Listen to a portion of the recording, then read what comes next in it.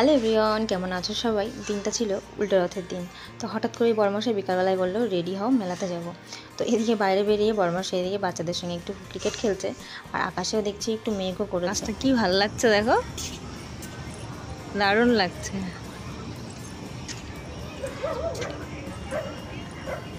তাই না, আয় বললেই হলো না? ওরা খাবার নিয়ে আসো, খাবার নিয়ে আসো, আমাদের মেলা থেকে খাবার আনবো। এর থেকে বেরোতে শুরু করলে কালু আর লালুরা সব বসে থাকে গেটের মুখে, আর বললেই হলো কালু অমনি পেছন পেছন ছুট দেয়, ভাবে মনে হয় খাবার দেবো। রাত্রেবেলা করে খাবার যেহেতু দিই, ওই জন্য ওরা ভাবে যে আমরা সবসময় বোধহয় ওদেরকে খাবার দেবো। যাই হোক, আমরা এখন অটো ধরে চলে এসেছি মঙ্গলবাড়ি মেলাতে। এই 3 বছর যাবৎ মালদাতে আছি, কোনোদিনও কিন্তু মেলাতে আসা হয়নি বা জানতামও না যে এখানে মেলা হয়। এবার হঠাৎ করেই মনে হলো একটু যাই মেলাতে, কোথাও তো বেরোই না। তো বড়মশাই নিয়ে চলে আসলো মঙ্গলবাড়ি। তার এইটুকু জায়গার মধ্যে যে এত সুন্দর দোকানপাট বসেছে, প্রচুর দোকান, আর এত লোকজন, আস্তে আস্তে এতটা ভিড় হয়ে যাবে জায়গাটা ভাবতেই পারবো না। আর প্রচুর রথ বেরিয়েছে, যারা সোজা রথে রথ টেনেছে, রথ বের করেছে, তারা তো উল্টো রথ অবশ্যই বের করবে। তো জগন্নাথ দেবকে দর্শন করে নমস্কার করে নিয়েছি। ভেবেছিলাম একটু রথটা টানতে পারবো, কিন্তু এতটাই ভিড়, সেই সুযোগটা আর হয়নি। তো এদিকে চলে এসেছি এই যে লোহা লক্ষ্মরের দোকান, এখান থেকে একটা কাটারি নিয়ে নিয়েছিলাম। আর তারপরে এই পুতুলগুলো দেখে আমার ভীষণ ইচ্ছা হলো একটা পুতুল কিনবো। বড়মশাইকে কখন থেকে বলছি, কিন্তু দিচ্ছিলই না, শেষে দিয়েছে। আর একটা গাড়ি নিয়ে নিয়েছি আমাদের পুচকুর জন্য।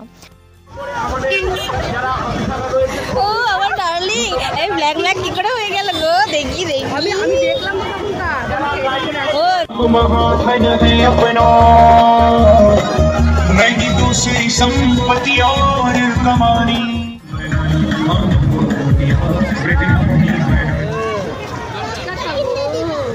ফটো তুলছি, ভালো আসছে কেন?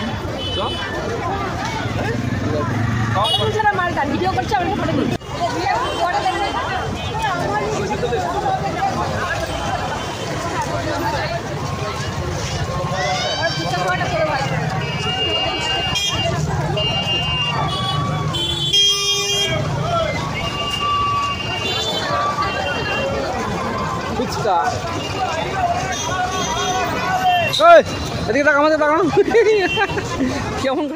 এবারে ভিড় হয়ে গেল প্রচণ্ড। সৌরভ তো দিকে জিলেপি কিনতে গিয়ে পুরো ঘেমে ঝোল অবস্থা, জিলেপি কিনে নিয়ে আসছে দুজনে। আর এদিকে একটু নিয়ে নেবো বাদাম, মেলাতে আসবো আর বাদাম জিলেপি নেবো না, এটা তো হতেই পারে না। রথের মেলার ট্র্যাডিশন হচ্ছে বাদাম আর জিলেপি।